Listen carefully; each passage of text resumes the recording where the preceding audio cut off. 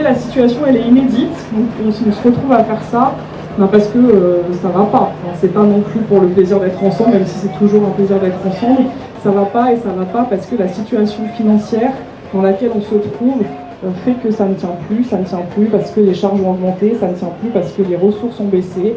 Et donc c'est pour ça, en responsabilité, qu'on a décidé de ne pas rester silencieux, de demander aux uns et aux autres de se rassembler massivement pour faire face, pour faire front et pour essayer de créer un rapport de force. Ce qui nous a sauté aux yeux, c'est que toutes les associations, petites ou grandes, du sport, de la culture, de la défense des droits, de l'environnement, du sanitaire et social, du monde familial, de l'éducation populaire et j'en passe, disaient à quelques notes près la même chose. Ces paroles, vous en entendrez donc une partie ici, sur cette scène, tout au long de la journée. Vous en trouverez d'autres dans les espaces tout autour de vous. Prenez le temps, baladez-vous, allez parler.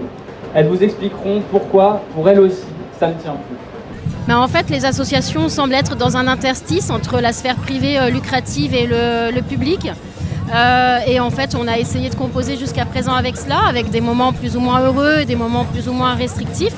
Pendant le Covid, la crise qu'on a eue, les personnes vulnérables les plus à l'écart ont tenu vraiment grâce aux associations.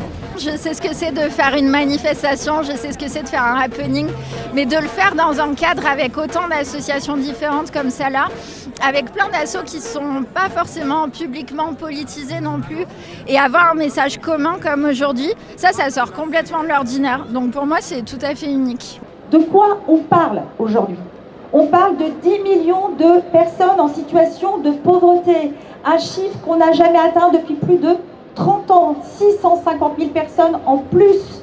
Et donc c'est compliqué pour les associations de dire on ne peut pas faire plus, désolé, donc souvent on y va. On va trouver que quand il y a difficultés économiques, on va aussi avoir des questions autour des relations humaines, quoi. Et ça rend aussi la vie compliquée pour les associations. La nation ne sait pas faire sans le tissu associatif. Il y a 20 millions de bénévoles, il y a 2 millions de salariés dans le secteur associatif.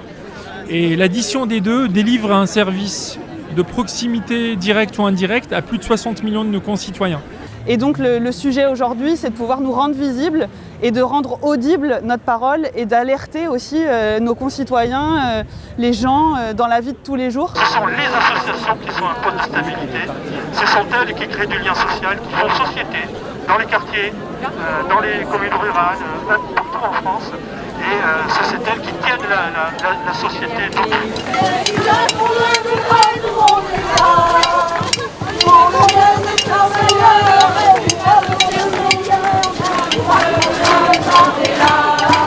On a aussi une crise du bénévolat, notamment pour tout ce qui est gestion des établissements. On peut trouver encore beaucoup de bénévoles qui interviennent sur le terrain, faire des actions. Par contre, tout ce qui est gestion des associations, là on commence à avoir des difficultés. On a besoin que la population française, quelle qu'elle soit, on a besoin que les pouvoirs publics puissent se rappeler que les acteurs associatifs, comme je le disais, servent une mission d'intérêt général. On attend évidemment des mesures politiques pour assurer une stratégie politique de soutien à l'associatif pérenne. Et finalement, avoir 20% de subventions dans son budget, ce n'est pas de l'assistanat. C'est de la reconnaissance de la responsabilité collective que nous exerçons et dont parfois nous nous sommes emparés à défaut d'autres. Nous demandons à être traités à la hauteur de ce que nous apportons. Soutenir les associations, ce n'est pas subventionner la fragilité, c'est investir dans la France de demain. Je serai encore dirigeant politique, je regarderai ce qui se passe ce 11 octobre. C'est la première fois, c'est vraiment la première fois, qu'à l'échelle nationale, le mouvement associatif dit « ça ne tient plus ».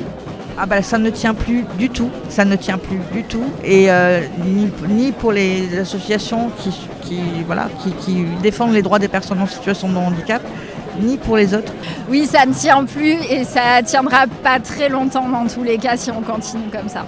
Ça tient plus effectivement et il y a énormément de gens qui vont être en fragilité et ça va aussi attiser des colères, de l'incompréhension, de l'amertume. Ça ne tient plus, mais il faudrait pas que ça craque. Nous, on a formé des centaines d'éducateurs et éducatrices pour apprendre aux enfants à faire du vélo, sauf qu'il n'y a plus de budget derrière de l'État et on baisse les budgets des collectivités.